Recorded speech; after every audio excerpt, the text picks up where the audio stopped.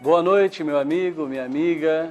Quero te agradecer pela oportunidade de podermos estar mais uma noite, mais uma vez, aqui na sua casa, com o programa Sociedade em Questão. Boa noite, Mariana. Boa noite, Bispo, seja bem-vindo. Uma ótima noite para você que está em casa. É um prazer estar mais uma vez aqui no Sociedade em Questão, levando assuntos para você e para toda a sua família. No programa de hoje, nós vamos falar sobre uma proposta que foi aprovada pela Câmara, que amplia os direitos trabalhistas dos empregados domésticos. Você vai saber também o que fazer no dia a dia para manter a saúde do couro cabeludo e evitar a queda de cabelos. Também vamos dar dicas do que se deve ser observado na hora de contratar uma babá ou uma cuidadora para pessoas indefesas. E você vai saber também os cuidados que se deve ter com a boca para manter a saúde e a beleza dos dentes. Sobre esse assunto, nós vamos tratar aqui no Sociedade em Questão para deixar você bem informado e, é claro, com a saúde em perfeito estado. E para encerrar o programa com música da dupla sertaneja Victor Júnior e Gabriel. Tudo isso no Sociedade em Questão, que já está no ar.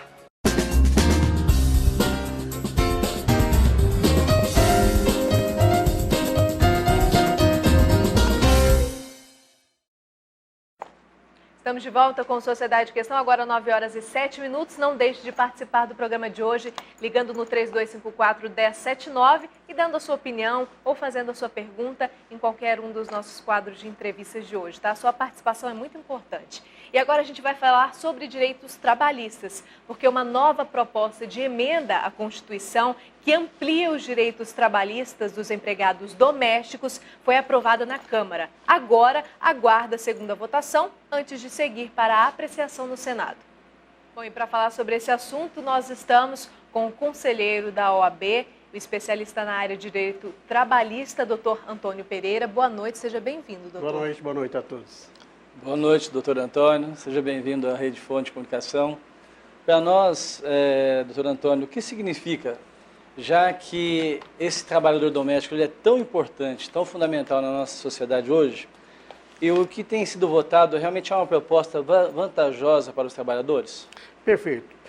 Embora foi primeira votação, teve uma aprovação maciça na Câmara dos Deputados, foram 359 votos a 2, e vem trazer um benefício que já é devido ao trabalhador doméstico há muitos anos. Isso vem desde a escravatura, porque o doméstico sempre é prejudicado em ficar ausente vários direitos, que a lei protege os trabalhadores urbanos e rurais, e o doméstico está aliviado dessa necessidade básica que nós entendemos necessária ao trabalhador doméstico, que é muito importante em cada lar brasileiro. Com a aprovação desse projeto, o que mudaria, então, nessa realidade desses empregados domésticos que já estão no mercado ou os que vão entrar? Muda praticamente, todos os direitos são adquiridos com essa nova lei.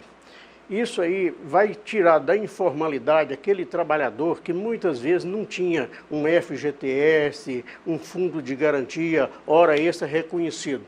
Muitas vezes nós perdíamos vários empregados em função disso, em função da falta do reconhecimento dos direitos dos trabalhadores, que é garantido a outros trabalhadores. Agora a gente sabe que, doutor, que um trabalhador, um empregado custa, é oneroso para uma empresa ou principalmente para uma família, né, que vai ter a sua cuidadora, uma babá ou uma doméstica, né? Isso pode fazer, talvez, com que essas vagas diminuam ou haja uma procura maior por essas pessoas que trabalham apenas fazendo bicos, diaristas, enfim? No primeiro momento, eu acho que o primeiro impacto vai ser muito grande para o empregador, que vai ter onerado os pagamentos, que vai aumentar, pois a carga tributária é muito grande. E isso naturalmente vai haver, mas depois eu acredito que vai adaptar, porque é um mal necessário, né? Hoje muitos trabalhadores, como eu já disse, ia procurar um outro meio de trabalho que tinha garantido os seus direitos constitucionais, né? E isso não acontecia. O primeiro impacto que vai ter vai ser oneroso realmente para quem paga, mas praticamente dentro de pouco tempo vai se adequar. Mas isso aqui ainda leva um certo tempo ainda, porque foi a primeira votação que nós tivemos, nós vai haver uma segunda votação na Câmara, em seguida vai ser encaminhado ao Senado Federal para que seja votado e depois voltado para a Câmara para ser definitivamente aprovado. Doutor Antônio Pereira, A partir de que momento que uma pessoa, a gente pode configurá-lo como um empregado doméstico? Nós vimos na reportagem que apareceu há pouco, vários profissionais que podem trabalhar dentro de uma residência, de uma casa, né? Mas a partir de que frequência? 2 vezes por semana, 3 vezes por semana? Acho que essa é uma dúvida que tem, né? Muita gente tem essa dúvida na mesmo. mente de muitas pessoas aí. Eu entendo que o diarista é aquele que trabalha uma vez, no máximo 2, né? Eu diria para o senhor que a partir da terceira vez, ele já se torna um trabalhador habitual. O diarista é aquele que, muita gente acha assim, que o diarista é aquele que trabalha e por semana ele vai acertar o recebimento, mas não é isso. A verdade é que trabalhador diarista é aquele que faz no máximo 2 vezes e que recebe no mesmo dia trabalhado, da prestação de serviço. Porque senão eu entendo que ele é um trabalhador normal. Muito bom. Deixa eu fazer uma outra pergunta para o senhor. O senhor já respondeu com relação aos direitos trabalhistas, né, que uma pessoa tem. O senhor acha que o Brasil, nessa expansão, né, nesse crescimento que está acontecendo, acompanhando o mundo todo, principalmente na área econômica, o trabalhador doméstico não é uma atividade que tende a quase que acabar na nossa sociedade? Ele poderia acabar se ele não tivesse esse reconhecimento. Eu acho que está vindo em boa hora essa emenda à Constituição, porque vai dar a condição de, dentro do próprio trabalho, ele ter aquela renda garantida e os direitos reconhecidos. Porque dessa forma, que sem um reconhecimento, é que poderia acabar. Isso é o entendimento da maioria dos juristas hoje. Porque se o trabalhador não tem reconhecido os direitos que os colegas, outros têm, a tendência seria ele procurar uma profissão que ia garantir a ele um FGTS mais os 40% quando da demissão, um seguro-desemprego, hora extra, adicional noturno, tudo isso que vai engrandecer a função que ele desenvolve. Haveria um reconhecimento de um sindicato? Ah, sim, tem um sindicato dos domésticos, inclusive, que vem batalhando desde 2008 para colocar essa emenda na Constituição para garantir esses benefícios. Quais são os riscos, então, de uma pessoa que se sujeita, um trabalhador doméstico que se sujeita, então, a trabalhar sem essa carteira assinada? Tanto os que optam por serem diaristas, ou mesmo os que se sujeitam a trabalhar diariamente em uma casa de família e não ter a carteira assinada, aceitar essa situação? Eu acho que é mais a necessidade de receber um salário para manter-se de sua própria família. Porque eu acho que o risco maior de quem corre ficando sem anotar a carteira é o próprio empregador. Porque se amanhã acontece um acidente, acontece qualquer coisa, ao invés da Previdência Social garantir os direitos desse trabalhador, a indenização vai ser sobre o empregador que deixou de cumprir a obrigação. Embora não tenha esses direitos garantidos constitucionalmente pelos trabalhadores urbanos e rurais, o doméstico tem os direitos garantidos pela Constituição, inclusive de ter carteira anotada. O empregador, eu aconselho que não faça isso, porque o prejuízo é muito maior a suportar uma indenização. Quanto uma pai de família, uma mãe de família iria gastar, então, hoje com um empregado doméstico? Em termos de salário e impostos? Você fala com a nova emenda, né? Sim. Eu diria para você que é em torno de 45% a 50%, porque aí vai passar a ter os recolhimentos do INSS, imposto sindical e vários gastos que vão de vir com essa nova emenda à Constituição. Esse realmente vai ser oneroso num primeiro momento, mas é coisa que tem que estar preparado, porque senão as pequenas empresas não suportariam o funcionário que tem. Seria uma questão cultural, então, a princípio? Eu entendo que sim. Isso aí já vem desde a escravatura, que o trabalhador doméstico é muito prejudicado e não tem esses direitos, que é uma garantia que precisa ser. Porque no primeiro momento vai ser complicado o empregador querer suportar, mas alguém vai ter que ir para a informalidade? Vai, mas normalmente vai adequando se tiver uma cobrança do poder público constante.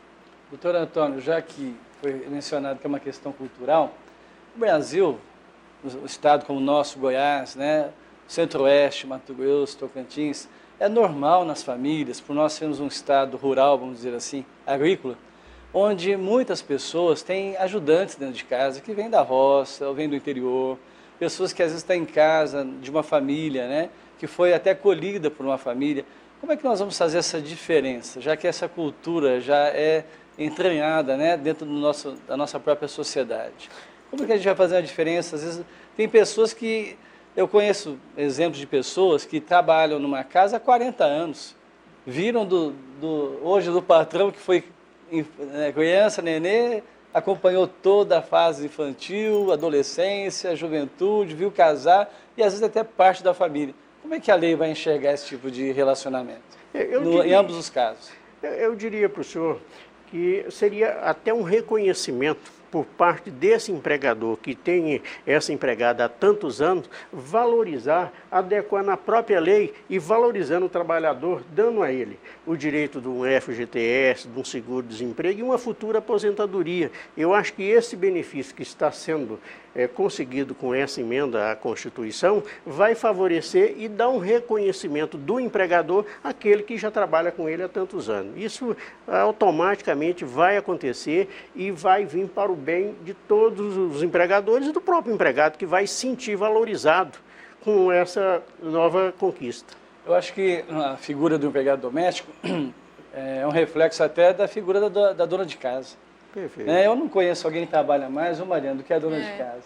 A dona Hilda, não conheço mais quem toma conta de casa. Os filhos servem para trabalhar, o marido serve para trabalhar e ela fica lá sozinha. Sozinha não, fica lá com um monte de roupa, louça suja, pensão no almoço, cuidando dos netos, né? E, na verdade, parece que é até um reflexo do que acontece na nossa sociedade. Acredito que isso vai ser uma coisa que vai contribuir muito com o avanço social dentro do nosso país. Não é isso, doutor Antônio? É verdade. Eu acho que esse avanço social vem em boa hora, porque, como o senhor mesmo disse, é o que vai dar ao trabalhador uma dignidade. O trabalhador vai se sentir valorizado, tendo dentro da sua própria função um reconhecimento dos direitos que todos os outros têm. Então, eu acho que é muito boa, muito significativa para todo trabalhador doméstico.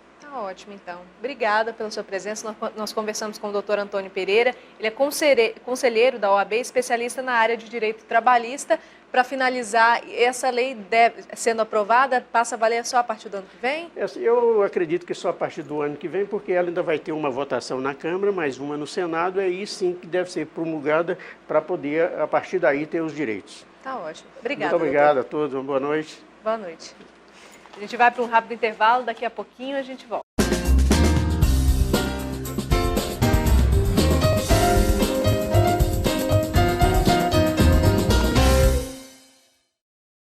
Agora são 9 horas e 23 minutos, nós vamos falar sobre um assunto que ganhou destaque nacional, que foi no Rio de Janeiro, uma cuidadora que foi presa por torturar uma senhora doente. As câmeras de segurança que estavam na casa viram tudo, gravaram tudo, cenas muito tristes de uma mulher agredindo uma senhora, mas se tratando de pessoas indefesas, as crianças também são alvos fáceis das cuidadoras e babás que não têm capacidade nenhuma para cuidar de crianças, ou muito menos também de idosos, né? Para falar um pouco mais sobre esse assunto, esses cuidados que se deve ter na hora de contratar uma pessoa como essa para estar dentro da sua casa, a gente fala com a doutora Renata Vieira. Ele é delegada titular da Delegacia de Proteção à Criança e ao Adolescente. Boa noite, doutora, seja bem-vinda. Boa noite, muito obrigada.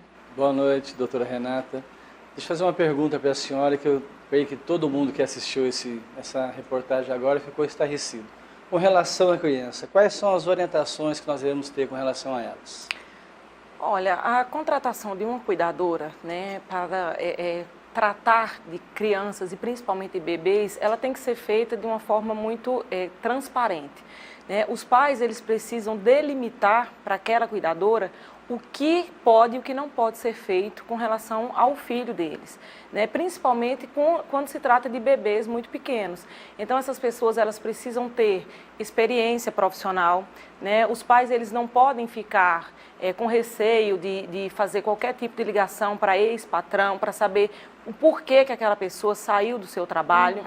Né, se faz necessário que os pais deixem bem claro, olha, nós vamos contratar você, as informações precisam ser muito delimitadas. Nosso filho, ele toma banho de determinado horário, ele dorme em determinado horário, a forma como que ele se alimenta, né, a vestimenta que a babá precisa utilizar. Então, tudo isso precisa ficar extremamente claro para que a pessoa depois não alegue que não foi orientada. Bom, aqui em Goiânia a gente já viu alguns casos, já presenciou, inclusive foi de repercussão nacional, até casos de cuidadoras ou então em creches, né, onde as crianças eram violentadas, as crianças eram agredidas, na realidade, pela dona ou por uma babá. Esses casos são recorrentes aqui? Não, na verdade, na DPCA, depois que eu estou na DPCA, a partir de maio de 2012, nós não tivemos ocorrência desse tipo. De que pessoas, cuidadores de crianças, estivessem agredindo estas crianças. O que normalmente acontece realmente com relação à parte criminal são crimes cometidos pelos próprios pais, comumente mais nós vimos o maus tratos e até aquela questão dos pais ainda utilizarem da palmada de uma forma excessiva para violentarem os filhos na tentativa de educar.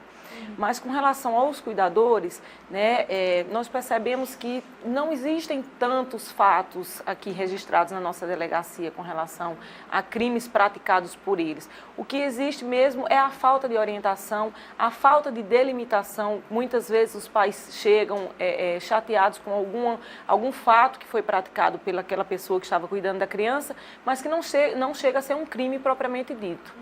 Agora, doutora, quando se trata de criança, às vezes, dependendo da idade, a criança não fala, né?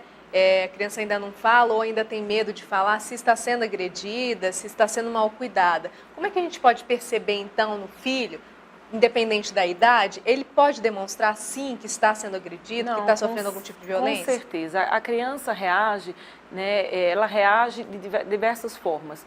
O choro é uma forma, quando ela começa a ter muito carinho por aquela pessoa que cuida dela, isso é um sinal de que a criança é bem tratada. Se a mãe vai sair de casa e a criança mostra um determinado desespero, ela chora, ela não quer aquela pessoa, então eu acho que é um momento dos pais pensarem, analisarem, inclusive, a princípio, os primeiros dias de contato da criança com a pessoa que vai ficar responsável por ela, precisa necessariamente ser acompanhado pelo pai ou pela mãe. Não dá para você orientar, informar, dar as costas e sair. As pessoas precisam acompanhar os primeiros dias até para saber se realmente aquela pessoa, se ela tem condições, capacidade, paciência e carinho para cuidar de crianças. Bom, aproveitando que o nosso programa é ao vivo e temos uma audiência fantástica, doutora Renata, nós temos alguém que vai participar conosco agora. Boa noite. Boa noite. Quem fala? É Adriano. Oi, Adriano. Você fala de onde? Vila Redenção. Muito obrigado pela sua participação. Qual a sua pergunta, Adriano? Dentro da questão, é o seguinte, eu estou com 40 anos, eu estou cuidando da minha mãe tem uns 5 anos. Ela tem mal de Alzheimer. Eu queria saber com a doutora, a delegada, se há alguma lei, assim, que eu tenho. Na minha casa são 8 irmãos, só que ninguém ajuda. Assim, tem uns que são bem em situação, só que eles não ajudam, não vêm vê-la, entendeu? Então, assim, a gente vai ficando estressado, cansado, eu estou muito cansado, eu sou, no caso, viro cuidador. Então, assim, eu trabalho e é muito difícil. Tem alguma lei, alguma coisa que a gente possa fazer para obrigar essas pessoas, igual meus irmãos, a vir ajudar a cuidá-la ou não? Muito bem, obrigado, Adriano. Excelente pergunta, doutora Renata. Na verdade, Adriano, o Código Civil já prevê o dever de prestação de alimentos. Quando a gente fala assim, os pais, eles têm o dever de alimentar os filhos, esta mesma legislação, ela se deve dos filhos com relação aos pais. A partir do momento em que um ascendente, ou seja, o pai ou a mãe, eles não têm condições de se manter, ou seja, de conduzir a sua própria vida, cabe a todos os filhos de forma igual. Se hoje cabe a você, ser o cuidador responsável diretamente pela sua mãe, aos seus irmãos, eles têm obrigação de alimentar a sua mãe, de custear todas as despesas com ela, e, inclusive, eles podem responder por crime de abandono, abandono material, abandono de todos os termos. Por quê? Porque a sua mãe, ela precisa de carinho de todos os filhos, e isso gera procedimento criminal e procedimento na área civil. O que ele deve fazer, então? Ele tem que contratar um advogado se a intenção é realmente buscar uma prestação de alimentos, porque porque se ele cuida da mãe, hoje ele tem despesa com ela, né? Ele gasta com remédios, com alimentação. Então, todos os gastos que ele faz, ele pode comprovar de forma judicial e esta comprovação ele pode ressarcir e dividir com todos os irmãos. E todos os irmãos podem arcar com essas despesas. Agora, doutora, quando a gente fala de crianças, o que, na sua opinião, seria interessante ou melhor?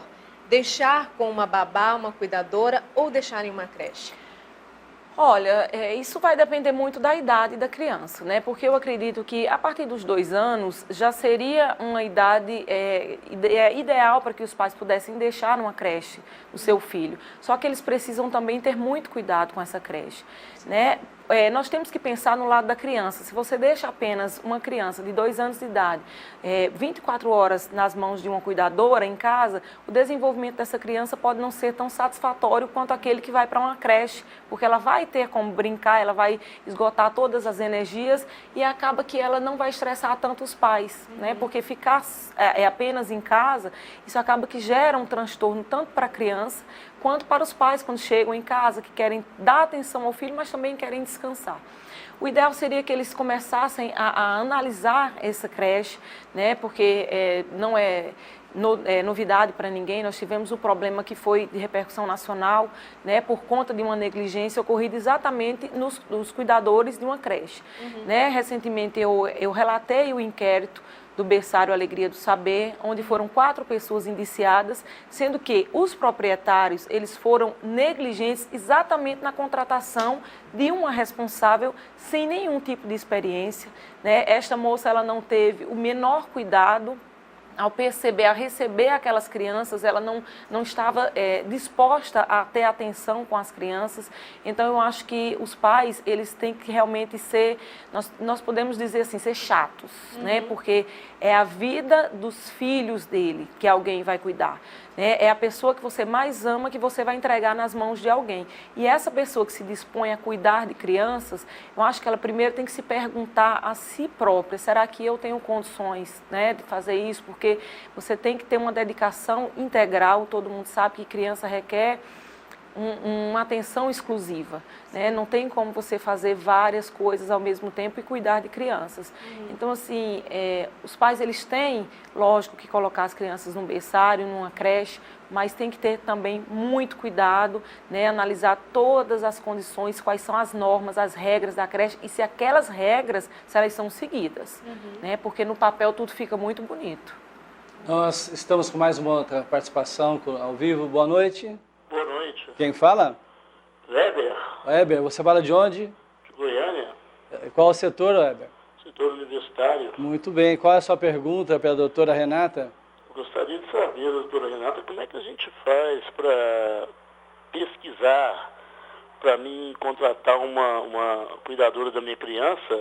Como é que eu faria se a polícia teria como fornecer alguma informação, se essa pessoa já foi processada, se essa pessoa já causou maus tratos a uma criança? Eu queria saber como é que eu faço, se tem algum telefone que eu me informo.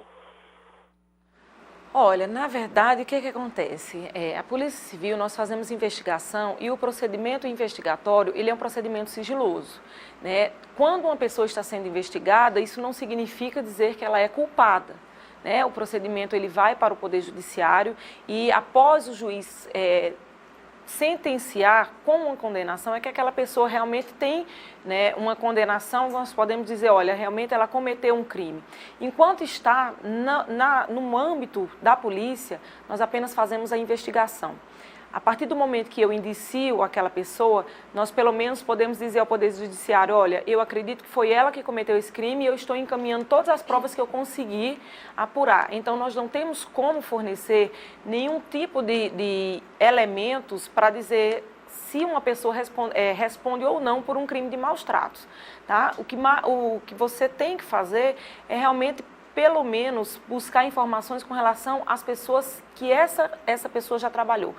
inclusive por que ela saiu do último trabalho, se ela já cuidou de criança, por que ela foi demitida ou por que ela saiu do trabalho, e realmente confirmar isso, né? Porque é lógico que as pessoas às vezes saem do trabalho porque era muito distante de casa, né? Porque às vezes a criança cresceu e não precisa mais de uma babá, porque a família também decidiu deixar com algum parente mais próximo. Existem N fatores que fazem uma pessoa sair de um emprego e não necessariamente que ela tenha maltratado uma criança. Agora, seria interessante talvez ela procurar uma empresa que recrute esses profissionais?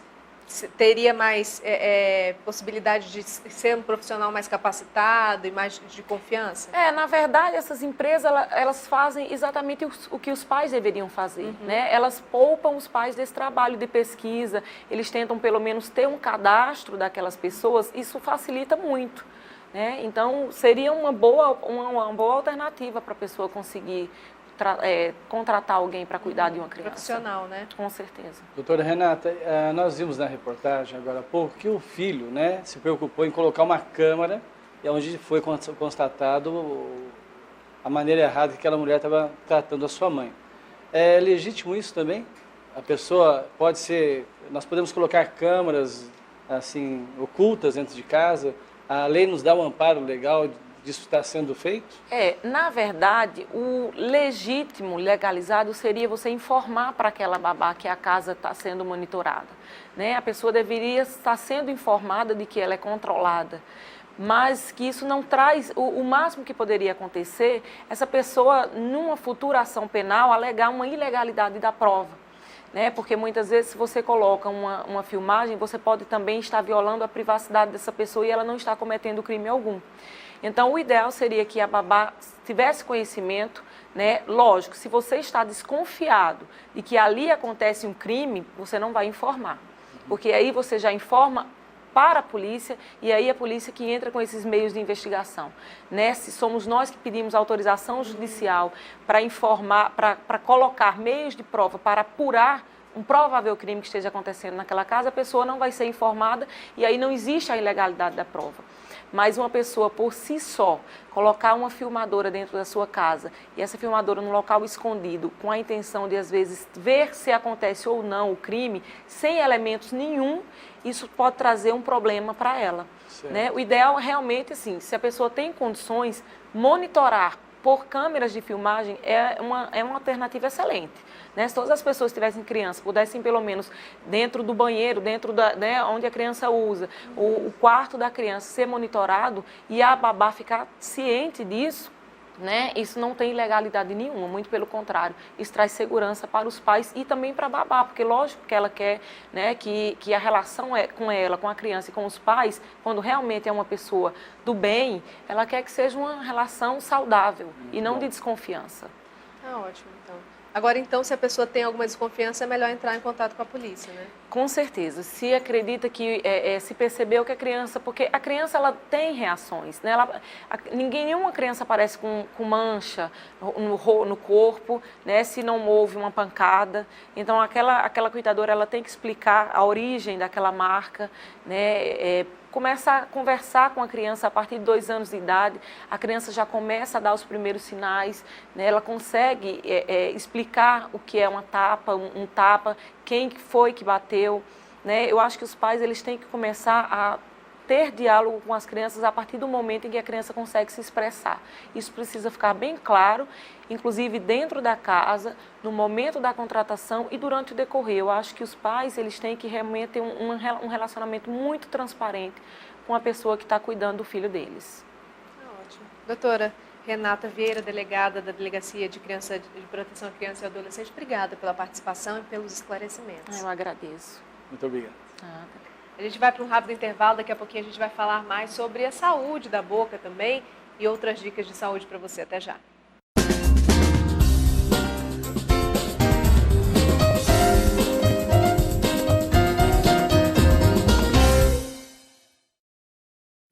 E agora nós vamos falar um pouquinho mais sobre a saúde. E é claro, agora a gente vai falar com a dermatologista especialista, porque muitas mulheres acham que cai muito cabelo, tem os problemas de queda de cabelo e não sabem o que fazer e o que provoca tudo isso. E nada melhor do que ter cabelos bonitos e sedosos, né? Para você conquistar uma beleza dos fios e manter longe as doenças que podem causar as quedas. Às vezes pode ser difícil, mas às vezes pode ser fácil com a ajuda de um profissional. Nós falamos agora com a doutora Lorena Dourado, que é dermatologista. Obrigada, doutora, seja bem-vinda. Boa noite, doutora Boa Lorena. noite. A senhora está trazendo um tema muito atual, né, e bastante interessante a respeito da queda de cabelo. Quais são os principais cuidados que acometem o couro cabeludo, doutora Lorena?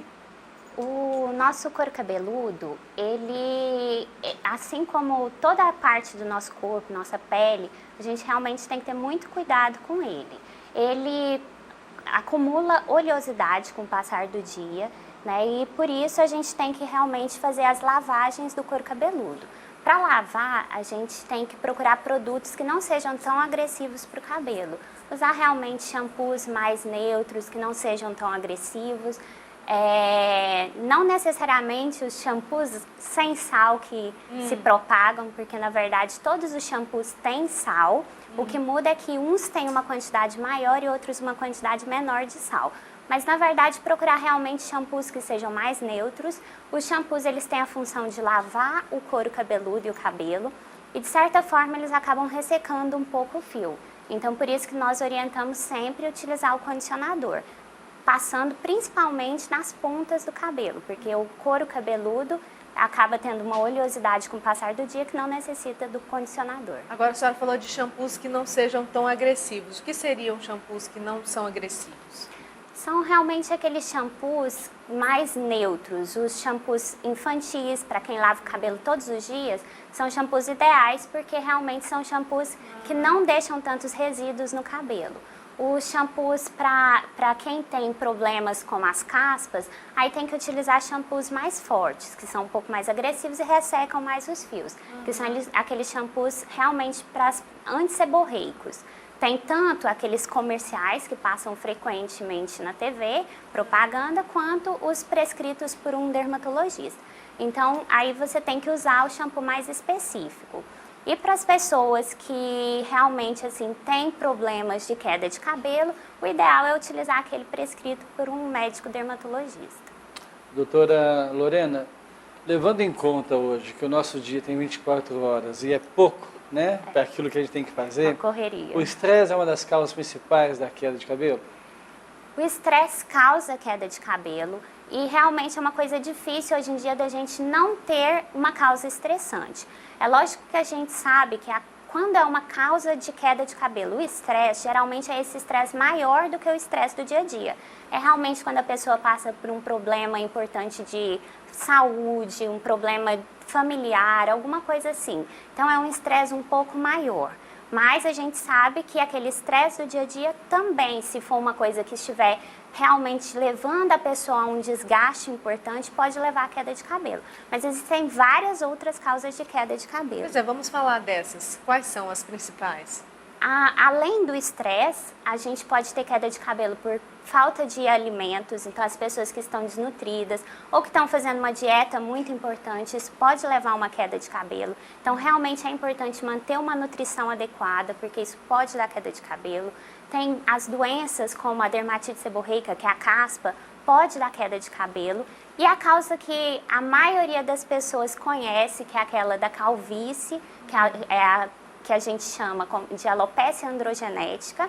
Essa é realmente a causa mais comum de queda de cabelo e acomete tanto homens quanto mulheres. É uma doença que pode ser tratada e o ideal é que se faça um tratamento, hoje em dia, cada vez mais precoce, para que a pessoa não evolua com uma queda de cabelo tão importante. Além disso, existem outras doenças, como a alopecia areata e várias outras que levam à queda de cabelo. O que leva a pessoa a adquirir essa doença? A alopecia androgenética, ela é uma doença que tem fatores, pelo próprio nome diz, fatores genéticos. Então, geralmente você observa que tem uma história familiar de queda de cabelo. A pessoa tem um pai, tem um tio, tem um irmão que tem queda de cabelo, um avô. Então, geralmente tem aquela história familiar e tem a questão hormonal, que não só nos homens como nas mulheres é importante. Tanto que a base do tratamento para essas doenças geralmente é utilizar algum medicamento que a gente chama de antiandrogênico. Doutora Lorena, nós temos a participação de um nosso amigo ao vivo. Boa noite. Boa noite. Quem fala? Ivani. Tudo bem, Ivani? Tudo bem, você? Tudo. Você fala aqui de Goiânia? Sim, de Aparecida de Goiânia. Muito bom. Qual é a sua pergunta para a doutora Lorena? Eu gostaria de saber assim, se é normal uma pessoa que desde criança tem um cabelo super liso, sedoso, e depois, com uma certa idade, com 12 anos, esse cabelo ficou crespo e totalmente anelado. Isso pode acontecer ou por que isso? Pode acontecer uma mudança na estrutura dos fios quando a pessoa entra na adolescência. Então, o que ela descreveu é essa mudança na estrutura dos fios, pelas questões hormonais mesmo. O fio deixa de ser aquele fio de criança e passa a um fio mais com ação hormonal. E essa ação hormonal pode levar a mudanças na estrutura do fio. Agora, doutora, lavar o cabelo todos os dias é recomendado ou não? A gente recomenda que se lave o cabelo o número de vezes que seja necessário para diminuir a oleosidade do fio. Então, quem tem o couro cabeludo muito oleoso, e tem muitas pessoas que realmente têm esse couro cabeludo muito oleoso, é recomendado que se lave todos os dias para ter aquele aspecto de um cabelo limpo. Tem algumas pessoas que não precisam de lavar todos os dias. Então, assim, o ideal é lavar o número de vezes necessários para ficar com aspecto de limpeza. Toda vez que lavar, tem que secar ou pode deixar secar naturalmente? O ideal é deixar secar naturalmente, porque o secador de cabelo, da mesma maneira que a chapinha, é uma coisa que é muito quente. E esse calor do secador, ele pode dar bolhas no fio. Então, o fio, com o passar do tempo, deixa de ter aquele brilho. Passa a ser um fio com umas bolinhas, essas bolhas se rompem e aí fica um fio danificado. Então, com o passar do tempo, o secador acaba estragando o cabelo, a chapinha acaba estragando o cabelo.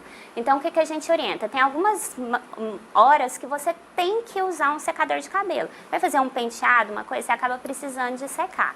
Então, nesses momentos, é evitar que o secador fique muito próximo do seu cabelo, realmente colocar ele mais distante possível, com vento de morno para frio. Porque aí danifica menos o fio, porque não tem tanta temperatura. E é praticamente impossível quando você vai no salão isso acontecer, né? Aí o que a gente porque você vai orienta... secar o cabelo, é o secador em cima e bem quente, né? A gente orienta também, uma outra maneira, é usar aqueles silicones de ponta de cabelo. Você passa enquanto ele está molhado e depois você passa o secador e a chapinha, porque aí pelo menos dá uma proteção, porque eles formam uma camada protetora no fio. Muito bem, doutora Lorena, o assunto é tão interessante que nós temos mais outra participação ao vivo. Boa noite.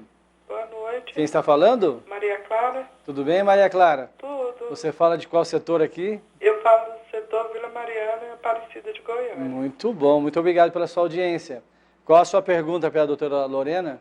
A pergunta para a doutora é assim, a sobrancelha também com o passar do tempo ela cai e pode ser usado, tem tratamento, faz implante, ou é problema também hormonal? O que causa essa queda da sobrancelha? Realmente as sobrancelhas podem cair. Da mesma forma que o cabelo da cabeça tem várias causas de queda, a sobrancelha também tem várias causas de queda. Existem algumas doenças que levam à queda da sobrancelha, como a alopecia areata, que é aquela queda que tem uma repilação espontânea e pode acometer qualquer parte do corpo, dentre elas a sobrancelha. E com o envelhecimento, a pessoa também pode ter uma queda da sobrancelha, da mesma maneira que o cabelo da cabeça, com o envelhecimento, ele vai ficando mais fino e vai tendo um aumento da queda. Algumas dúvidas de mitos ou verdades. Existem conversas e algumas pessoas que dizem que as mulheres que tiram a sobrancelha, né, hoje em dia os homens também tiram, né? Mas quanto mais você tira, chega um momento que ela não nasce mais. Isso é verdade ou não? Realmente, à medida que você vai tirando aqueles pelos com muita frequência no mesmo lugar, o pelo realmente vai parando de nascer.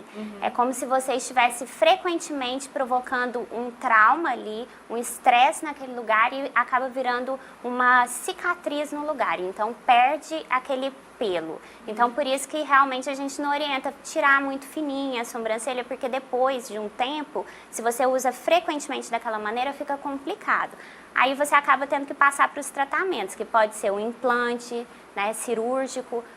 Existem alguns produtos que podem ser usados também para fazer o cabelo da sobrancelha crescer. E aí tem várias opções, mas você tem que realmente procurar um médico. A gente tem algumas dúvidas, inclusive dos cinegrafistas. E eles mandaram eu perguntar se boné causa queda de cabelo? O boné, ele causa mais a dermatite seborreica, que é a caspa. Por quê? Porque ele deixa o ambiente quente e úmido. E a caspa é uma doença que tem uma ação fúngica. E essa ação dos fungos, o fungo gosta de ambiente quente e úmido, então prolifera os fungos. E a gente sabe que um cabelo que tem muita dermatite seborreica cai. Porque aquela caspa gruda no fio e na hora que você vai soltar a caspa, você acaba arrancando fios de cabelo. Então, de certa forma, indiretamente, leva à queda. Doutora Lorena, a senhora falou agora há pouco com relação ao implante. É uma técnica segura hoje? Tem um percentual de sucesso de quem faz? Ou como é que é? A reação varia de paciente a paciente? Como é que está hoje a medicina com relação ao implante de cabelo? O implante de cabelo hoje em dia evoluiu muito, é uma técnica realmente que está cada dia sendo mais bem feita, porque no início as pessoas tinham muito constrangimento em fazer porque acabavam ficando com aquele cabelo de boneca, que a gente chama. Então todo mundo olhava e percebia. Hoje em dia, os implantes estão sendo feitos cada vez com uma unidade folicular, que é o que a gente chama, que é cada fio de cabelo. Então eles implantam cada fio de uma maneira que segue o mais natural possível. Então os fios são implantados igual no nosso couro cabeludo, cada um nasce de uma angulação, eles olham a angulação que seu fio está nascendo natural e colocam naquela mesma angulação. Outra coisa que eles fazem eles geralmente olham nessa parte da frente, geralmente sai um fio por folículo. E vai aumentando essa quantidade gradualmente. Então, eles colocam esse implante dessa maneira. Começa com 2, 3, 4 fios por folículo. Então, é uma técnica que está cada dia mais moderna e realmente, assim, depende de você fazer com um profissional bom. Existem vários profissionais, tanto dermatologistas quanto cirurgiões plásticos, que são muito habilitados para fazer esse tipo de técnica. Muito bem. E na questão do implante, a pessoa ela é um autodoador ou você pode pegar isso de outra pessoa e implantar numa segunda pessoa? A pessoa tem que ser autodoadora. Então, a gente tira os fios da região occipital, que é essa região da nuca da pessoa. Nessa região, é uma região que os fios sofrem menos ação dos hormônios. Então, por isso que a gente fala que aquele fio que foi implantado é um fio que não vai cair. Só que você tem que continuar o tratamento porque os outros fios sofrem ação hormonal. Mas então a gente pega esses fios da região da nuca, coloca na sua região que está precisando. Da mesma forma que para sobrancelha também a gente pega do cabelo da cabeça. Muito bem. Agora, doutora, essa questão de química no cabelo, principalmente hoje a gente tem muitas as pessoas que querem alisar o cabelo, tinta também, isso prejudica, pode causar uma fragilidade maior no cabelo, causar queda de cabelo também? Geralmente, esse tipo de química acaba causando a quebra do fio. Então, assim, a pessoa vai reclamar de uma queda, mas na verdade é a quebra. A quebra pode acontecer em qualquer altura e se ela acontecer muito próximo da raiz, vai parecer realmente que quebrou. Então, assim, a gente orienta que se faça a química apenas quando realmente necessário. As tinturas são as químicas que são mais fracas, mas que mesmo assim acabam agredindo o fio. Principalmente aquelas tinturas que a gente chama de tinturas permanentes, que são aquelas que só saem à medida que o fio vai crescendo, que são a maioria das tinturas que as pessoas usam atualmente. As semipermanentes, que são aquelas que saem com as lavagens, essas realmente elas são menos agressivas, só que elas têm uma durabilidade menor e elas são indicadas só para quem tem até 30% dos fios brancos. Quanto ao alisamento, realmente a grande maioria maioria deles utiliza produtos que são muito agressivos para o fio. A gente costuma dizer que um fio alisado é aquele fio com o efeito maçã do amor. É um fio que é bonito por fora e por dentro não é um fio saudável. Então é um fio que realmente por dentro ele está todo ferido, agredido pela química e por fora é um fio que está durinho ali. Então esse é o efeito, por exemplo, do formol. E o formol a gente sabe que em altas concentrações e para realmente ter esse efeito alisante tem que ser em média a 20%, essa é uma concentração muito alta que realmente acaba agredindo muito o fio. Doutora Lorena, o assunto é super interessante, nós temos mais outra participação ao vivo. Boa noite. Boa noite. Quem fala? Meu nome é Carlos. Tudo bem, Carlos? Tudo bem. Obrigado pela sua audiência. Muito obrigado. Você fala de onde? Falo aqui do setor central. Muito bem. Qual a sua pergunta para a doutora Lorena? Não sei se ela já respondeu, mas eu gostaria de saber quais são os tratamentos hoje disponíveis no mercado. Eu sofro de alopecia androgenética e atualmente eu faço uso de um produto à base de alfa-estradiol e uso shampoo anti-queda. Já vou falar do minoxidil, mas não sei se ele hoje também tem tanta eficácia quanto este. Eu sinto que mantém o fio, mas não nasce, né? Não nasce novos fios. Eu gostaria de saber se existe algum tratamento que pode fortalecer mais o fio ou se possível nascer mais fios. Existem sim vários tratamentos para queda de cabelo, para alopecia androgenética, que foi o caso que ele comentou. Hoje em dia existem tratamentos cada vez mais modernos, entre eles nós temos os tratamentos que são realmente os medicamentos orais, né? Dentre eles, o mais comum é a finasterida, que é um medicamento que a gente pode atualmente aplicar tanto para homens quanto para mulheres, mas realmente precisa de uma indicação médica, porque é um medicamento que tem seus efeitos colaterais e seus riscos. Mas é uma das opções. Existe também a dutasterida, que é outro medicamento que é utilizado, e topicamente, que são os produtos de aplicar no couro cabeludo, existe esse que ele falou, que é o alfa-estradiol, existe o minoxidil, e eles são todos medicamentos que têm um efeito realmente de evitar que a queda continue, eles também engrossam os fios, então à medida que o seu fio fica mais grosso, é um fio que dá um maior volume, isso daí já dá uma sensação de que você tem mais cabelo. E eles também fazem com que nasçam alguns fios. É lógico que aqueles fios que caíram porque estavam muito doentes, que são aqueles fios que são muito finos, esses não vão nascer novamente. Mas a gente sabe que tem vários fios que caíram que vão nascer novamente. Então, por isso que justifica o tratamento. Só que o que a gente indica realmente é que você procure um médico dermatologista, especialista pela Sociedade Brasileira de Dermatologia, para que esse médico faça o seu diagnóstico e faça o seu tratamento, porque depende da idade, do grau de evolução, você pode fazer os tratamentos. Existem também tratamentos que a gente fala que são tratamentos coadjuvantes, que são os lasers de baixa potência. Eles são lasers que são utilizados hoje em dia para o tratamento de queda. Então, assim, tem opções de tratamento e, graças a Deus, cada dia surgem mais opções de tratamentos. E é uma coisa que realmente a pessoa tem que procurar o especialista para fazer o diagnóstico e o tratamento correto. Doutora Lorena, são situações que às vezes constrangem. Uma pessoa que passa por um tratamento de quimioterapia, radioterapia, que a gente sabe que a incidência, né, da queda de cabelo é praticamente quase 100%, como é que se comporta com relação a um paciente como esse? O que a senhora, como uma profissional nessa área, poderia orientar? Tenho certeza que tem muitas pessoas que desejam saber alguma coisa sobre esse assunto. Realmente, durante esse tipo de tratamento, de quimioterapia, os cabelos vão cair. A grande maioria dos quimioterápicos tem realmente esse efeito colateral de queda do cabelo. E é uma queda muito rápida, então é uma queda que angustia muito a pessoa. Então, o que a gente orienta realmente é que a pessoa já comece a procurar as perucas, né? Que no momento é o que a gente tem para oferecer para a pessoa, porque não adianta fazer tratamentos naquela fase, porque realmente nada vai fazer o cabelo ficar ali. E qual que é o lado positivo? O lado positivo é que esse cabelo ele vai nascer novamente.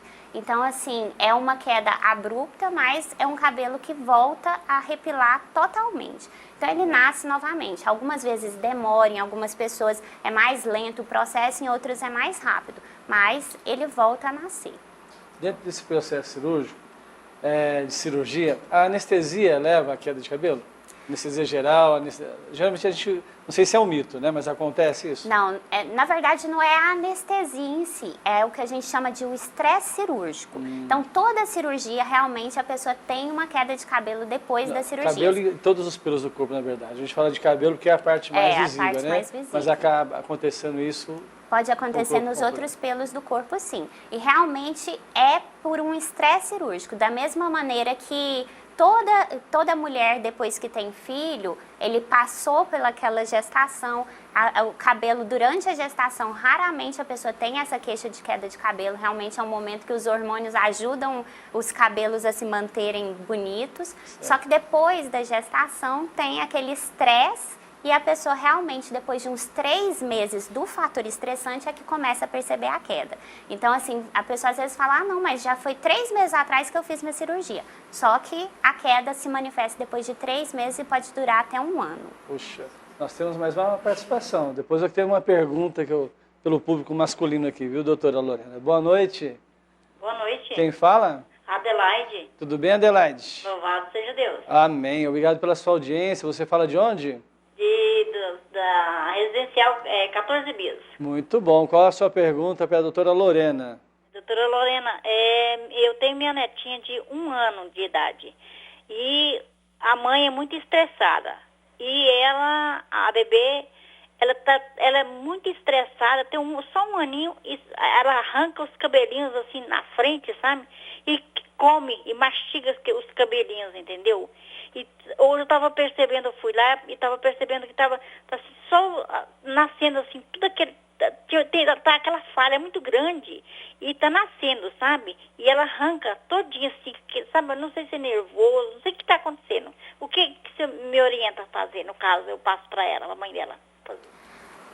Isso realmente é uma coisa que pode acontecer, isso é uma doença que a gente chama de tricotilomania, que é realmente esse impulso que a pessoa tem de arrancar os cabelos e comer os cabelos. Tem algumas pessoas que só arrancam e tem algumas que arrancam e comem os cabelos. Geralmente não é uma doença que se manifeste tão jovem igual ela descreveu, 1 ano, porque uma criança de 1 ano realmente é uma criança muito pequena para ter essa manifestação, mas a descrição que ela fez realmente é dessa doença que chama tricotilomania. Isso vem do quê?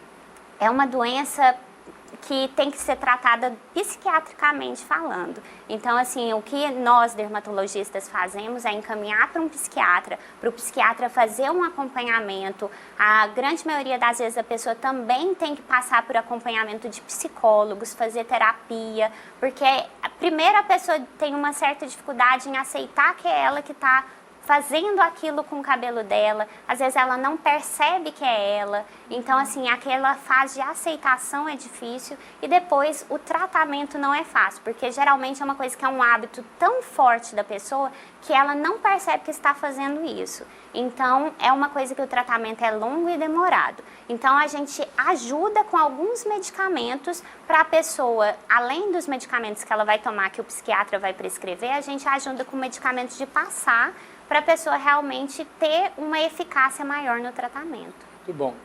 Bom, quero só concluir da minha parte, Mariana, perguntando o seguinte. Com essa dimensão que o mercado de trabalho tem hoje, como é que está a vaidade masculina com relação aos cabelos, doutora Lorena? Está aumentando.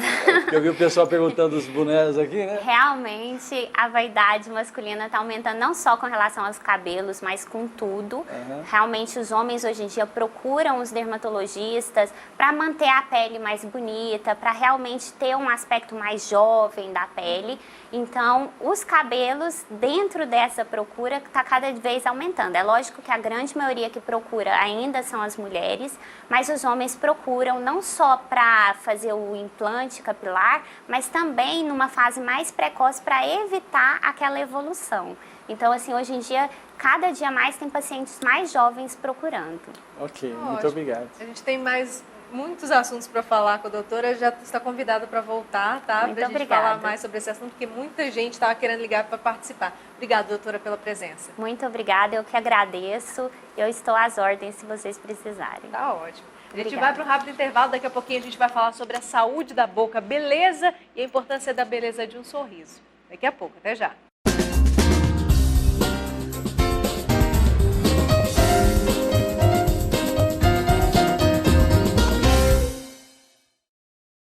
São 10 horas e 14 minutos, estamos de volta com Sociedade em Questão. Ligue e participe 3254-1079, porque agora a gente vai continuar falando sobre a saúde, mas agora a saúde da boca.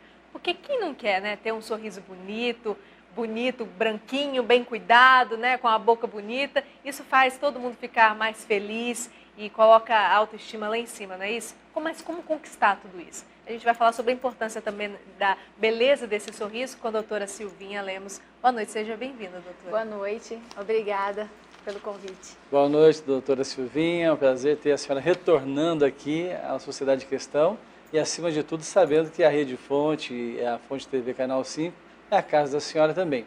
Aproveitando já que nós estamos com um quadro tão dinâmico sobre saúde, qual que é a importância do sorriso na vida das pessoas, doutora Silvinha?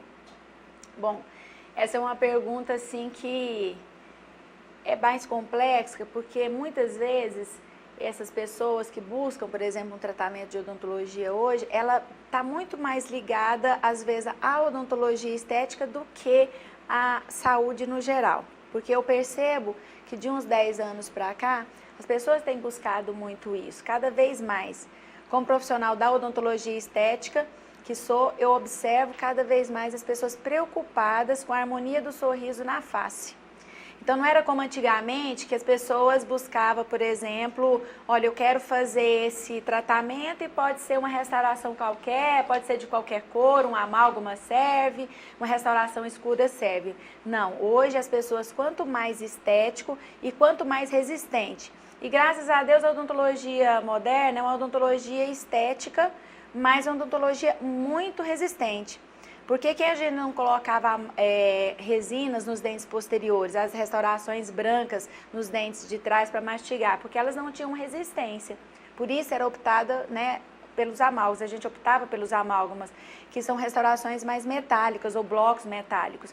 Hoje as pessoas não aceitam isso mais. Aliás, aquela maquininha lá do amálgama, ela já foi há muito tempo extinta, né? Acho que nem nos postos de saúde, acho que tem mais aquela maquininha. Aquele negocinho que a gente misturava e apertava no dente. Usava, como chama, mercúrio? Mercúrio, misturava o mercúrio com a limalha de prata ali, condensava e colocava no dente. Então as pessoas estão muito ligadas nisso. O que eu percebo que isso influencia realmente na vida das pessoas. A tendência é as pessoas cada vez mais quererem apresentar na sociedade, né, nos relacionamentos interpessoais, no trabalho, nos familiares, com um sorriso bonito. Eles querem muito isso. E um sorriso bonito, Bispo Arnaldo, não é um sorriso alinhadíssimo, não é um sorriso, não é um dente assim perfeitinho.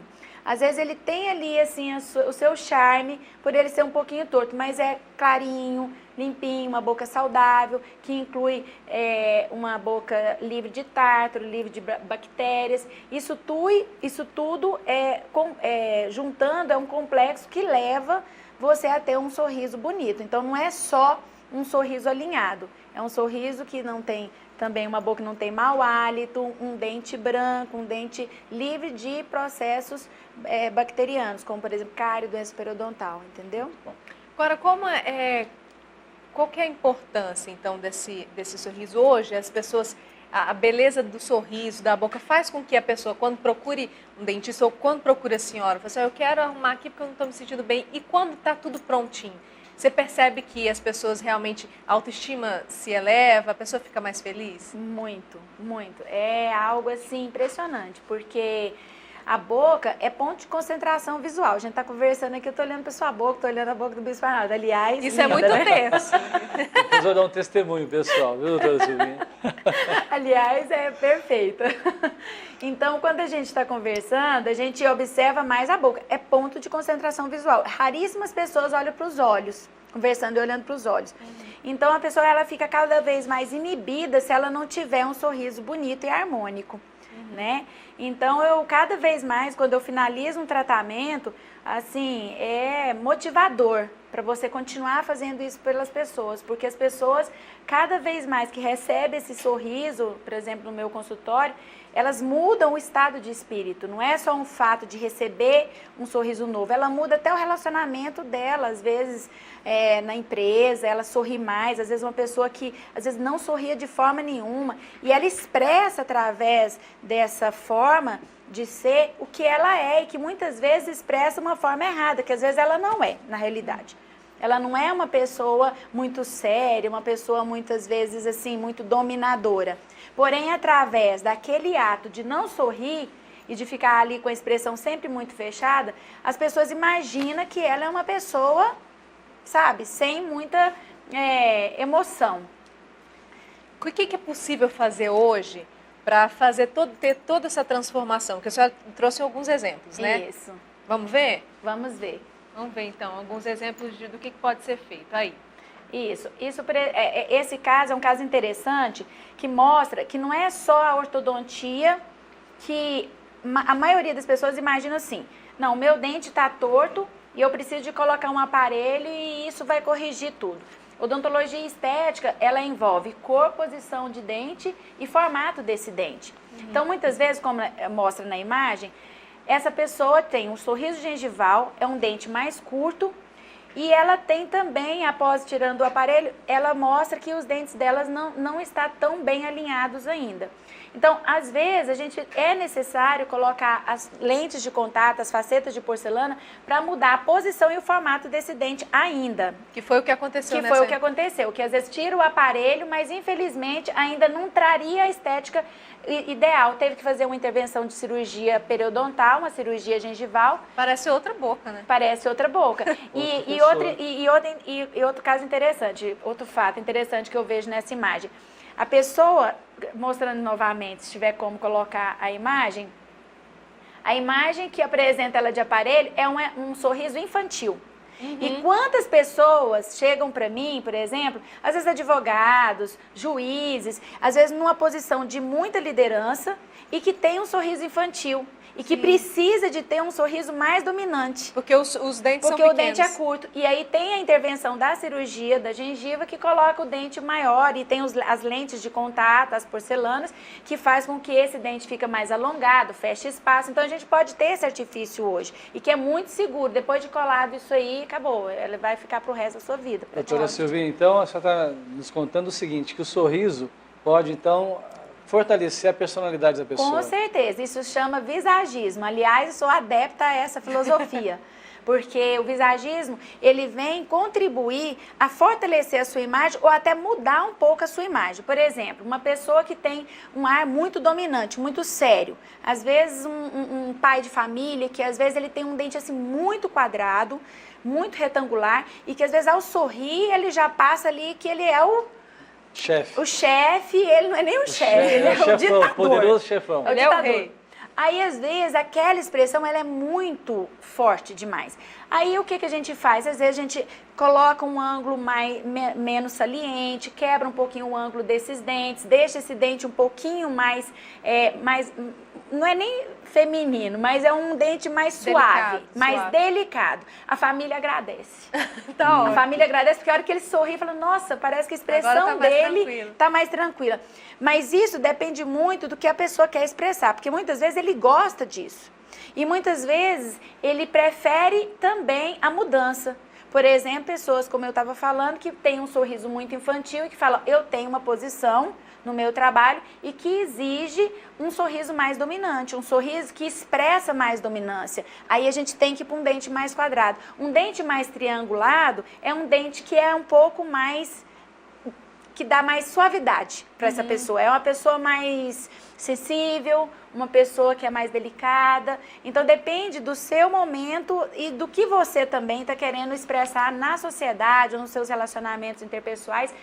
Esse sorriso pode mudar consideravelmente a vida dessa pessoa. Então, é uma questão assim muito mais de mudança até de estado de espírito do que simplesmente um sorriso por si só bonito. Qual é outro exemplo que a senhora trouxe para a gente? Tem um segundo exemplo, que essa senhora é assim, algo assim tremendo, porque ela tem um sorriso gengival e ela foi acometida por muitos problemas bucais, por exemplo, as cáries e tudo, mas a gente hoje é uma odontologia totalmente conservadora. Nesse caso a gente não extrai, a gente faz com que esse dente seja recuperado, a maior parte a gente consegue recuperar.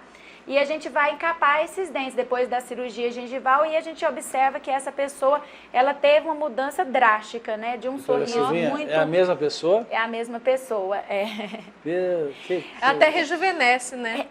Falou tudo. A maior parte das pessoas, a maioria dos pacientes que procuram para colocar essas lentes de contato são pessoas a partir dos seus 40, 50 anos, onde teve muitos desgastes. Com o passar do tempo, há esse desgaste, uma inversão do sorriso, a pessoa começa a ter um sorriso envelhecido e que através do sorriso, Mariana, que é interessante, a gente rejuvenesce muito. E hoje eu percebo que não é puxando sardinha para nossa latinha, não, mas a odontologia estética faz parte consideravelmente, provavelmente, às vezes, em primeiro lugar do rejuvenescimento da face. Que muitas vezes não é tirando a prioridade de fazer os preenchimentos, fazer a estética da face, porque isso é coligado ao meu tratamento na nossa clínica também. Que você faz o sorriso e faz face. Mas quando você rejuvenesce somente face, preenche sulcos e não corrige o sorriso e não dá um sorriso mais jovial para essa pessoa, infelizmente você não alcança o seu desejo maior, que é o desejo também do paciente de rejuvenescimento. Bom, doutora Silvinha,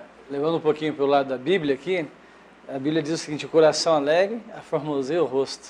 Então a senhora está trabalhando diretamente com valores que fazem parte da alma da pessoa. Amém. Né? Fazem parte assim, do bem-estar, de uma pessoa se sentir bem na sua casa, se sentir bem no seu trabalho. E com certeza esse conceito dessa odontologia estética, ela é um estudo recente, algo que está acontecendo há quanto tempo? Olha, a odontologia estética, ela teve um avanço enorme, como eu disse, de 10 anos para cá, porque infelizmente a gente não tinha assim, muitos materiais restauradores de excelente qualidade estética e resistência, porque não adianta a gente falar em estética também de não ser resistente. Essas porcelanas, por exemplo, que a gente está apresentando, são porcelanas alemãs de silicato de lítio, que tem altíssima qualidade de resistência, ou seja, tipo 600 megapascais de resistência, significa o quê? Que num acidente você pode às vezes até fraturar o seu dente, mas ela não quebra. Poxa. Então a resistência é maravilhosa, você pode morder uma maçã, que ela não vai soltar, que ela não vai fraturar, não mancha, não infiltra.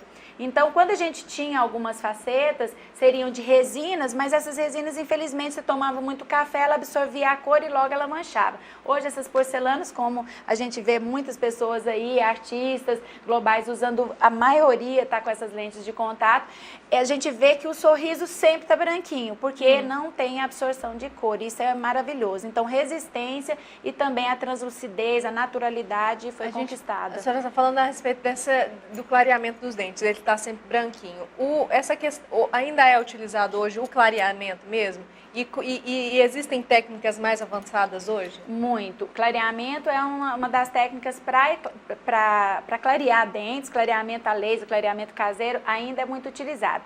Porém, é um aviso muito importante, uma dica muito importante para os nossos telespectadores. Não adianta a gente clarear dentes que têm restaurações, resinas na frente. Isso não vai clarear, nunca.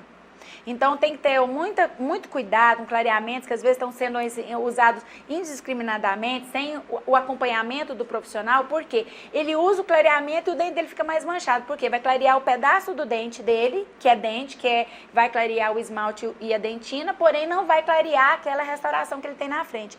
Aí às vezes ele não está preparado para o custo, entendeu? De fazer depois agora uma intervenção naquilo. O clareamento ele enfraquece o dente, doutora Silvinha? Não. Usado na forma correta, jamais vai enfraquecer. Por isso que sempre deve estar acompanhado com um profissional. Pois é, aí é uma dúvida, porque a gente vê muitas propagandas de pastas de dente, creme dental, que promete clarear os dentes. E até algumas, agora eu já vi propaganda mostrando uns pedacinhos, como se fosse um silicone que você coloca, né? Que você compra na farmácia e coloca. Isso está chegando no Brasil, já nos Estados Unidos já é comum você chegar na farmácia e ter um stand inteiro só de clareamentos dentais. Mas isso, infelizmente, eu não vejo muito bem resultado, porque eu já fiz essa experiência, tá? Não é porque a gente quer que eles procuram o profissional da odontologia, não, porque se der resultado a gente acha ótimo, porque o clareamento hoje é muito acessível. Porém, o clareamento que é feito dessa forma, um clareamento que é comprado numa farmácia ou de pastas, não vai atingir o objetivo desse cliente, jamais, dessa pessoa. Porque ele tem vontade de clarear de uma forma efetiva. Mas nada de nenhum clareamento que tenha, nenhum clareador que existe inserido em uma pasta de dente ou que seja um clareamento desse, jamais vai atingir o clareamento, tipo 100% que a gente conseguiria num consultório monitorado por um cirurgião dentista. Eu trouxe outro exemplo, né? Aí nós temos um outro exemplo, vamos ver mais. Que é de um senhor, né, de mais ou menos uns seus 50 anos. E aí eu mostro novamente o aparelho, porque imagina tirando esse aparelho, que tamanho que ficaria esse dente. Ou seja, é um sorriso pequeno, exatamente, que é o que mais a gente busca, que é rejuvenescimento do sorriso. Então a maioria tem um dente curto, chegando a determinada idade, e essa pessoa tem o sonho de ter o sorriso que ele tinha lá, né, no passado. E muitas vezes ele nem nasceu também com esse sorriso, porque muitas vezes já é genético, ele já nasceu com um dente mais curtinho, e ele pode mudar com certeza através das lentes de contato, através das porcelanas, o tamanho, o volume do dente, que dá um ar de rejuvenescimento tremendo. Bom, doutora Silvinha, nosso programa é ao vivo e queremos agradecer a sua audiência aqui em Goiânia pela Fonte TV, canal 5, também pela NET, canal 4, em Anápolis, canal 9, em Águas Lindas, canal 16, além de estarmos para toda a América Latina pelo satélite BR Star One 4. E nós temos uma pergunta, agora temos uma participação ao vivo. Boa noite. Boa noite. Quem fala? Enia Mendes. Você fala de onde? Aqui do Jardim Presidente. Muito bom. Qual que é a sua pergunta para a doutora Silvinha? Sim. A doutora Silvinha estava falando agora há pouco aí sobre quem tem restauração, principalmente na frente, né, que escurece muito rápido. E já conversei com vários odontólogos, eles falam a mesma coisa, que é impossível clarear, ficar permanente, né? Mas eu gostaria de saber se tem alguma forma para a gente, pelo menos, amenizar mais o problema, porque é terrível, parece que isso é, né? Nossa, é horrível. Então, boa noite. É o seguinte, essas restaurações são feitas de resinas. Essas resinas, elas têm certas qualidades. Tem resinas que absorvem mais cor, tem resinas que absorvem menos cor. Hoje, as resinas de boa qualidade, praticamente elas não absorvem tanta cor, mas absorvem. O que eu posso dar de dica é evitar mais corantes. Café, Coca-Cola, Pepsi, esses corantes que mais penetram na resina. Um vinho tinto, uva, suco de uva, açafrão. Então, isso mancha muito essas resinas. Mas não precisa deixar de ingerir essas substâncias. Porém, sempre tenha em mente que eu deveria ter pelo menos um copinho de água do lado, porque assim que eu tomar um café, eu vou e bochecho. Aí muitas vezes, às vezes as pessoas falam, mas o gostinho do café é que é bom. Aí esse tal desse gostinho do café é que é o problema, Bispo Arnaldo. Aí a gente tem que tirar o gostinho do café. A gente tem que fazer o bochechinho correndo e fazer o uso indiscriminadamente, sabe, de pasta de dente, de escova, na hora que puder, o mais rápido possível. E além do mais, o café é muito ácido. Então é um alerta também para as pessoas que querem ter um sorriso saudável, bonito, evitar esse cafezinho toda hora, principalmente um café adocicado demais, porque além da acidez altíssima do café, o açúcar também vai ficar ácido. Então começa a abrasionar e também manchar muitas resinas. Doutora Silvinha, na verdade a odontologia estética hoje é privilégio de alguns ou nós temos condição de estender isso à maior parte da população? Olha, eu acho que só tem sorriso feio quem quiser. Porque até nos postos de saúde hoje a gente tem resinas aí de boa qualidade e que dá para fazer pelo menos uma restauração ali no dente da frente, não ficar com o dente quebrado ou um dente com a cárie na frente, sabe? E isso inibe muitas pessoas a receber uma proposta excelente de trabalho, a abrir portas, a ser o cartão de visita nos relacionamentos. Às vezes a pessoa fala assim, nossa, mas eu não arrumo uma namorada ou não arrumo um namorado, mas também não sorri porque realmente não se sente bem. Às vezes a pessoa é altamente depressiva porque ela também não sorri, porque na realidade ela acha que o sorriso dela é feio e às vezes é algo tão simples de se resolver, é buscar um profissional que com certeza ele vai ajudar. E lembrar que sempre ao sorrir libera hormônios, no ato do sorriso você está liberando hormônios, endorfinas, serotoninas, hormônios que desencadeiam imediatamente a inibição do estresse.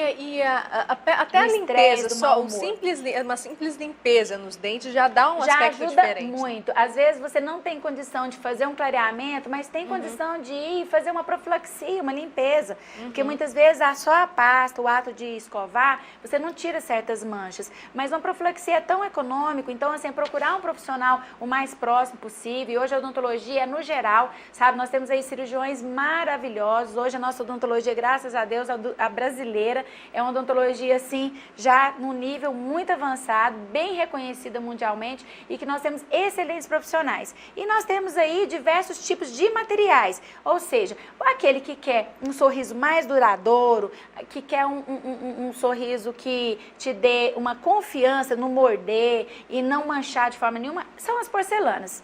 Ok? Muito bom. E isso realmente já não é um trabalho tão acessível, mas nós temos as resinas que vai fazer um efeito estético tão bom quanto, porém às vezes não tão duradouro, mas existe esse artifício. Agora a gente sabe da importância de... Tem mais uma participação conosco ao vivo. Boa noite. Boa noite. Quem fala? Eduardo. Tudo bem, Eduardo? Tudo bem. Você fala aqui de Goiânia? Exatamente. Qual setor?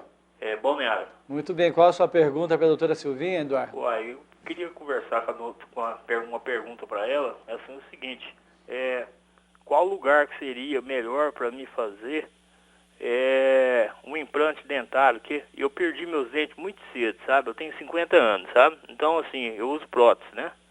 Então, eu estava querendo saber, um lugar muito, assim, ou com ela mesmo, para mim, fazer um implante.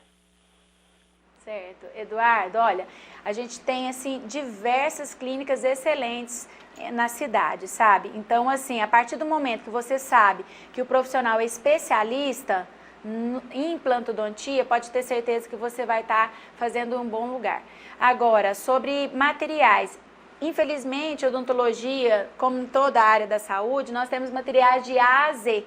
Então, tem aqueles materiais que vão te dar uma certa perspectiva de tempo, né, de segurança, outros que vão dar uma segurança às vezes menor, e a maioria dos profissionais vai te alertar sobre isso, porque aí você vai escolher em termos de valores, o que é melhor para você, o que cabe nas suas condições financeiras, mas assim, eu diria que seria o mais viável para você, o mais próximo da sua casa, uma pessoa que às vezes você já tem confiança, mas com certeza nós temos maravilhosos profissionais assim na área de implantodontia, sabe, em Goiânia. Pode ficar tranquilo que é uma classe muito responsável. Agora a gente falou dessa necessidade de escovar os dentes, a gente sabe, todo mundo sabe, de passar o fio dental. Agora, os enxaguantes bucais, pode ser utilizados todos os dias? Flúor, tudo isso pode ser utilizado todo dia? Olha, quanto aos enxaguantes bucais, é bom alertar, ter uma dica muito importante, que é bom a gente optar pelos enxaguantes sem álcool. Porque aquelas pessoas que têm o hábito de usar o enxaguante bastante, ele tem a tendência de fazer isso de manhã, à noite, quase à tarde. Ele é meio que viciado. Mas então nós temos que observar que esse álcool que está nesses enxaguantes pode provocar o aparecimento de células cancerosas. Então é muito bom que a gente leia-se no rótulo sem álcool, tá bom? Que interessante, eu não sabia dessa informação não, né? Além da pessoa talvez até viciar também, né, doutora Silvinha? E a maioria vicia. Deixa eu fazer uma outra pergunta para a senhora, doutora Aí a Silvinha. gente depois tem uma imagem a mais. Tem mais? Pode, vamos colocar então. Vamos lá. Pode colocar, Carlos, por favor. eu quero fazer uma pergunta assim, essa imagem eu achei ela muito interessante. Vocês acham que essa pessoa, ela está com ar de alegria ou ar de tristeza? Ela está sorrindo ou não? Pra mim tá sorrindo. Tá sorrindo? Eu acho que não, eu acho que ela está triste. Será? Pelo, olha só, vamos ver vamos de lá. novo. Pelo brilho dos olhos está sorrindo, então. Olha a expressão. Olha, imagina a Vamos ver expressão mais de uma uma pessoa vez. quando sorri. Olha o que ela faz, Bispo. Vamos lá, então. Vamos ver agora a próxima. Vamos ver a próxima imagem. Tem mais uma? Aí. Tem aí. Aí, eu acertei. Muito, Então. acertou. Tô Parabéns, sorrindo. Mariana. Porque é interessante, assim, na realidade ele sentiu isso, mas é uma revista de um produto até de odontologia que manda essa imagem pra gente. Pergunta, será que ele está sorrindo? E aí só mostra ali o olhar. Os olhos. Mas assim, 90% fala que está sorrindo, tá, Bispo? Tá certo, eu errei nessa. Você errou. A gente não conversou antes, né? Tá certo. Então, eu quero mostrar com isso, é que quando você sorri, você expressa através do seu olhar harmonia, paz, alegria. Então, o sorriso, para mim e para a maioria das pessoas que nos buscam, o que eu percebo, que eu vejo, ele quer sentir que as pessoas acolhem, que tem um acolhimento da família, da sociedade, do trabalho, e é através do sorriso. Uma pessoa que não sorri, realmente é muito complicado ela aproximar de outras pessoas. Muito bem. Doutora Silvinha, hoje, nós ouvimos agora no bloco anterior, né, da doutora Lorena, que é dermatologista, dizendo que há uma preocupação comum hoje, tanto de homens quanto de mulheres, pela questão do sorriso. A senhora abordou hoje que antigamente a gente tinha um tratamento de dentes apenas por uma situação de saúde. Hoje, a questão da estética. E essa questão da estética, ela faz uma diferença significativa na vida das pessoas, de levantar a pessoa. Uma das perguntas que a gente colocaria é o seguinte: qual é o principal mal, né, a principal situação que leva uma pessoa a descuidar dos seus dentes? A odontologia estética, ela também trabalha a questão emocional? Com certeza. Eu acho que quem está na área da odontologia estética, ele acaba sendo um profissional meio que psicólogo, porque quando esse paciente ele busca esse tipo de tratamento, às vezes ele já está num quadro de depressão, porque não sorrindo, ele não libera os hormônios que eu falei, que são os hormônios da felicidade. E que as pessoas confundem, que eles pensam assim, não, eu tenho que estar feliz para sorrir. É o contrário. Diante de uma situação, diante das adversidades desse mundo, que está difícil mesmo para todo mundo, as pessoas acabam pensando assim, não, um dia vai melhorar, eu vou sorrir. É o contrário. Quanto mais ela forçar o sorriso, mais ela vai ter aquele espírito do sorriso. E quando ela libera esse sorriso, ela libera esses hormônios. Então, o que eu percebo é que essas pessoas, quando vêm buscar o sorriso, ela está cheia de vontade de começar a sorrir, porque ela, há muitos anos, ela ficou trancada, o sentimento dela, não expôs isso porque ela achava que o sorriso dela é feio e às vezes inibida ou pôr na mão na boca muitas vezes, ou então sorrindo meio que disfarçadozinho, sabe? Mas depois que a gente faz o sorriso estético, essa pessoa vira outra pessoa. Eu vejo os depoimentos, sabe, dentro da família, e graças a Deus eu vejo que tudo muda. Que ótimo. Obrigada então, doutora. Parabéns pelo trabalho que a senhora realiza, pelos exemplos que foram interessantíssimos, né? Exatamente. E queremos também dizer que a doutora Silvinha, ela também agora é uma parceira aqui da Rede Fonte, do Canal 5. Todas as quartas-feiras, a partir das 20 horas, ela está começando, né, uma nova programação conosco aqui, que é o programa Viver Mais e Melhor. E você vai poder receber muito mais, né, desse potencial. Eu tenho certeza que você ouviu dela, do seu conhecimento, da sua capacidade. E também quero fazer um agradecimento pessoal, né? Tanto eu quanto a minha esposa, a Jo, né? Temos sido abençoados através dela como profissional e estamos ganhando também um sorriso mais bonito, mais claro, né? Com muito mais confiança. Feliz. Obrigado, doutora Silvinha. Muito feliz, obrigada a você. Obrigada, boa noite. Boa noite.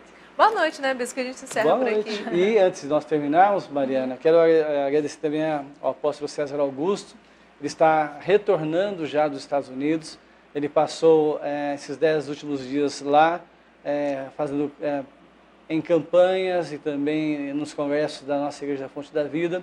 E segunda-feira que vem, com certeza, ele estará aqui ancorando novamente Sociedade em Questão. Boa noite, obrigado pela sua participação, a todos que estiveram conosco durante todo esse período. Uma excelente noite para você, a gente volta na próxima segunda. Até lá.